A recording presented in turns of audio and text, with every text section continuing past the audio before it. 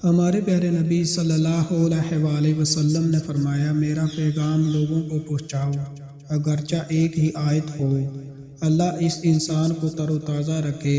جو میری بات کو سنے، وہ توجہ سے سنے، اسے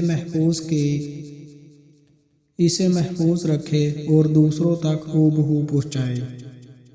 رسول اللہ صلی اللہ علیہ وآلہ وسلم نے فرمایا، اللہ نے مجھے سختی کرنے والا اور لوگوں کے لیے مشکلات ڈھونڈنے والا بنا کر نہیں بھیجا، بلکہ اللہ نے مجھے استاد، تعلیم دینے والا اور آسانی کرنے والا بنا کر بھیجا ہے۔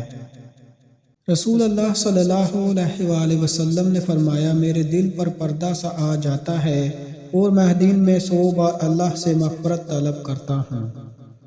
حضرت ابو ہریرہ رضی اللہ عنہ بیان کرتے ہیں، رسول اللہ صلی اللہ علیہ وآلہ وسلم نے فرمایا، روز قیامت اللہ زمین کو مٹھی میں لے لے گا اور آسمانوں کو اپنے دائیں ہاتھ میں لپیٹ لے گا، پھر فرمائے گا، میں بادشاہ ہوں، زمین کے بادشاہ کہاں ہیں؟ رسول اللہ صلی اللہ علیہ وآلہ وسلم نے فرمایا، جس نے وضو کیا اور اچھی طرح کیا، پھر جمعے کے لیے آیا،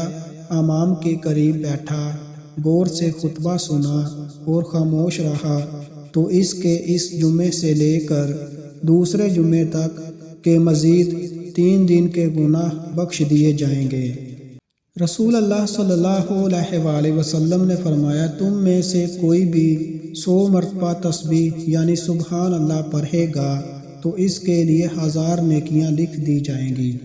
اور اس کی 1000 برائیاں مٹا دی جائیں گی۔